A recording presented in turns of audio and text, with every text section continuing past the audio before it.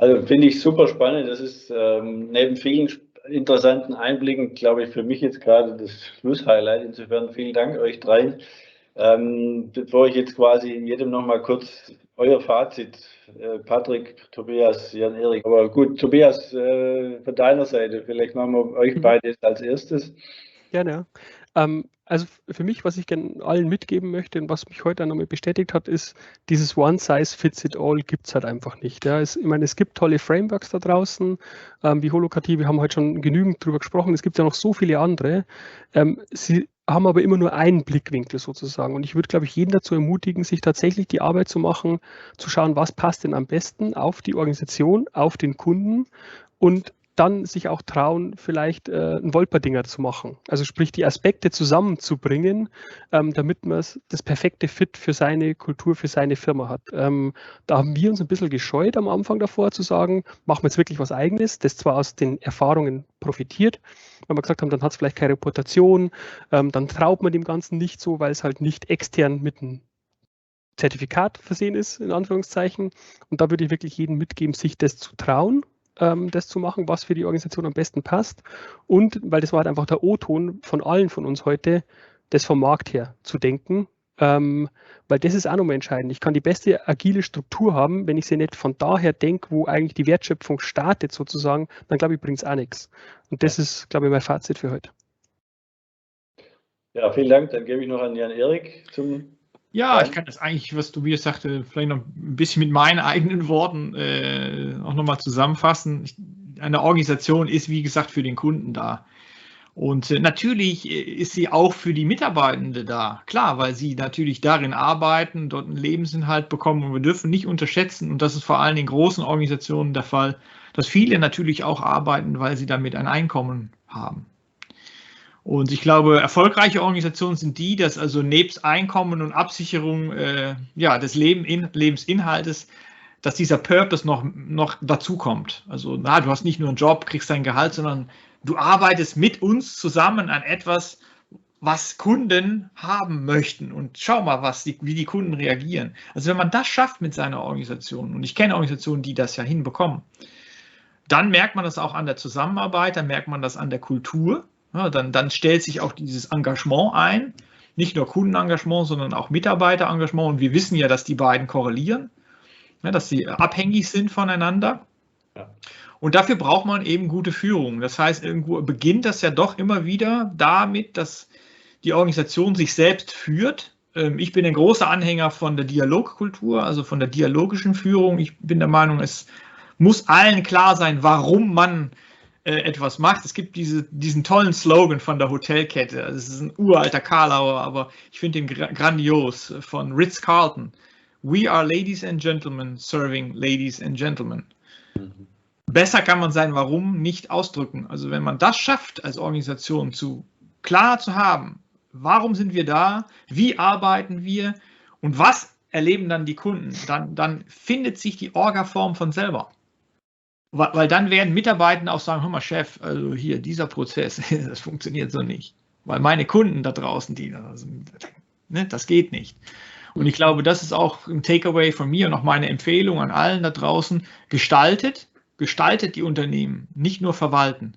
Also wir sind leider in einer Umwelt gefangen und Corona hat leider da keinen guten Beitrag geleistet, dass die Verwaltung immer mehr in den Mittelpunkt rückt. Und da muss man gegen angehen. Man muss sich die Freiheiten nehmen, man muss sagen, wir müssen das gestalten. Natürlich braucht es auch die Verwaltung, das ist klar, es sind die beiden Aspekte. Ja, aber die Gestaltung ist die primäre Aktivität der Organisation. Und die Form der Organisation muss der Gestaltung folgen und nicht der Verwaltung. Also ich weiß nicht, ob ich dir widerspreche, Jan-Erik, mit meinem Schlusswort, aber vielleicht widerspreche ich ein bisschen. Ich glaube, dass Corona zumindest bei manchen Firmen dieses Thema Selbstorganisation gefördert hat. Vielleicht nicht bei allen, ja, aber es gibt durchaus Firmen, wo ich sehe, dass das super funktioniert hat. Ich habe jetzt natürlich auch nur 20 im Fokus, wo wir Einblick haben, aber bei diesen Firmen habe ich tatsächlich manchmal den Eindruck, das hat eher dass die Führungskräfte loslassen mussten, sozusagen. Also das kann sein, ja. Ja, das kann durchaus sein. Und Man merkt aber dann auch trotzdem der Kontrollbedürfnis und so, ja, und dann wieder ja, das stimmt, ja. Aber letztendlich, es war so, scheiße, ich habe die jetzt nicht mehr, ich kann nicht mehr schnell vorbeilaufen und so weiter und kann jetzt ständig dem auch mal hinstehen und sagen, jetzt mach das mal, sondern ich muss darauf verlassen, dass die das tun. Also es war für mich zum Beispiel auch ein Punkt der heutigen Session, dieses Thema Selbstorganisation. Das zweite für mich ist das Thema, klar, ich habe es bewusst reingebracht, gebe ich zu, aber ihr habt es bestätigt, das Thema HR, ich habe es noch benannt, aber Tobias hat mir jetzt einen neuen Begriff dafür gegeben. Das finde ich wunderbar. Also insofern Mensch und Kultur ist für mich ein wahnsinniges Learning, da auch wirklich bewusst einen ganz anderen Namen dafür zu verwenden. Und also ich glaube auch, der Sprung ins kalte Wasser, wie er so schön heißt, den ihr gewagt habt, so kalt ist es gar nicht, wenn man jetzt heute hört. Man muss halt natürlich, man muss schwimmen, man muss auch überlegen, wo schwimme ich gerade, diese Positionsbestimmung, aber mein Fazit aus der heutigen Runde ist auf alle Fälle, dass ich erkannt habe, dass wir für uns als Ardito auf einem guten Weg unterwegs sind, weil andere Leute, die ganz viele Erfahrungen schon gesammelt haben mit euch in dieser Runde, ja in ähnliche Denkmuster unterwegs seid. Und das ist für mich nochmal eine schöne Bestätigung.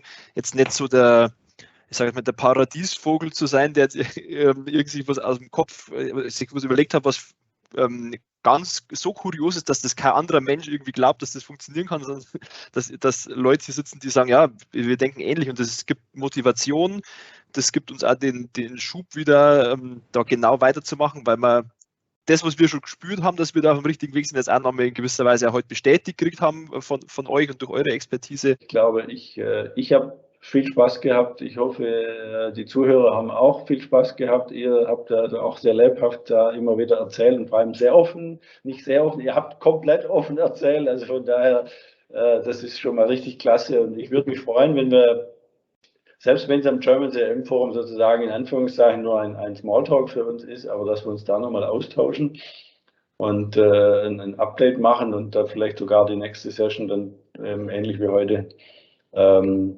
in 3 Monaten circa nochmal wiederholen und sagen, wo steht ihr da, Tobias und Patrick, was hat sich bis dahin entwickelt? Wie viele Transformationen haben bis dahin stattgefunden? Das finde ich wunderbar. Also von daher herzlichen Dank an euch, an alle. Natürlich bleibt gesund, schöne Feiertage, guten Rutsch und ein gesundes Wiedersehen im neuen Jahr. Das ist, glaube ich, das Entscheidende. Können wir so nur zurückgeben. Vielen Dank für die Organisation. Guten Rutsch. Hoffentlich viel Entspannung in den starken Tagen und dann voller Elan ins neue Jahr. Wir sehen uns auf dem German CM Forum und hören uns alle spätestens noch mit 3 Monaten in der Runde. Freue mich drauf. Das wäre cool. Ja. Alles Gute euch. Dankeschön. Also, macht's gut. Ciao. Ciao.